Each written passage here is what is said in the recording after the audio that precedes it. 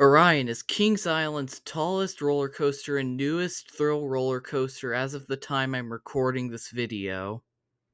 In this review, I'll review Orion based on the 3 rides I got on it on August 31st and September 1st, 2025. After the drop, the layout goes as follows: a wave turn, a turnaround, a speed hill, a camelback, a helix also known as Orion's belt, and then a twisted hill and then a pop-up into the brake run. And now that you know about the layout and the order of the elements, let's get into the pros and cons of the ride itself. The first main thing I'd like to talk about is how short the ride is. While it is over 5,000 feet long, which is longer than anything at my home park of Dollywood, it is kinda short for a Giga Coaster, and there's only 6 main elements, which doesn't help. But despite the short length of the ride, most of the elements seem to pop really well, which is my first pro.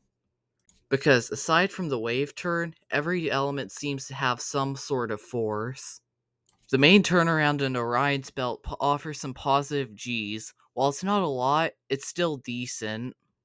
Alongside this, the speed hill and the final airtime hill offer some really good ejector airtime, and the camelback offers some okay floater, which would have been better if they turned the trims off. And the drop is also amazing in the final 2 rows, since that's where I rode for all my 3 rides. And as for my 3 rides, I had to deal with the second con of this ride all 3 times, which is the terrible loose article policy they have in place. This is because when the ride was built, they never put any bins in the station. While it speeds up operations, if you have anything, including a water bottle, you get turned off and have to buy a locker or just not ride it. Not only does this turn this into an upcharge attraction for those who want to stay hydrated and not pay for water or search for water fountains, it also increases the odds of you getting hit by flying objects on the ride, because not everybody has zipper or button pockets they can put their phones and wallets in.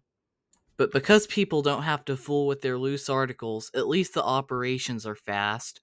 Whenever the train hit the brake run, they were always sending another train out.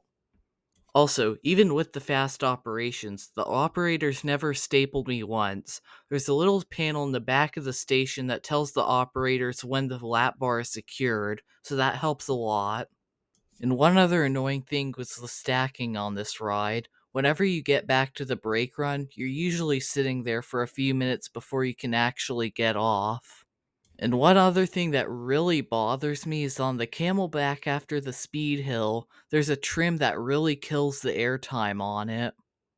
While you do still get floater, it would definitely be stronger if the trim was off, and I'm sure Orion's belt would also be a lot more forceful if the trim was off also.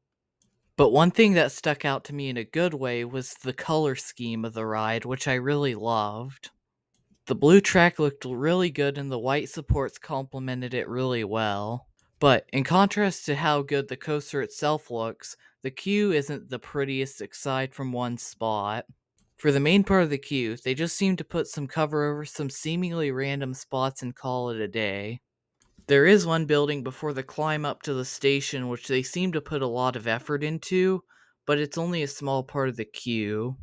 Before I get to the final pro of the ride, I'd like to discuss one con that's only prevalent among the coaster enthusiast community, and that's if this ride is a Giga or not. In my opinion, this is a Giga. This is because the drop height is 300 feet tall, and that means the structural height is at least 300 feet tall also.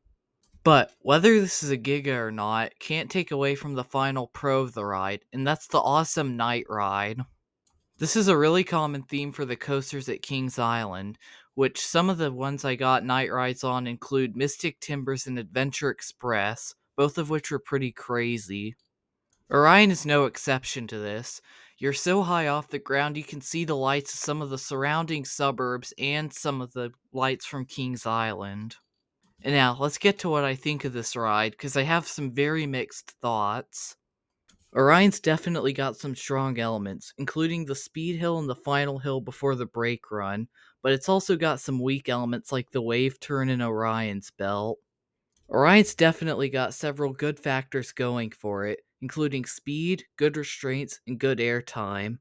But it definitely feels way too short and it can't afford to waste elements in that time. It definitely has what it takes to make my top 10 of my 70 coasters I've ridden, but not super high into it. I decided to put Orion at number 7 of the 70 coasters I've ridden, one spot ahead of Goliath at Six Flags Over Georgia, and one spot behind Iron Rattler at Six Flags Fiesta Texas. But what do you think of Orion? Do you think it's a Giga?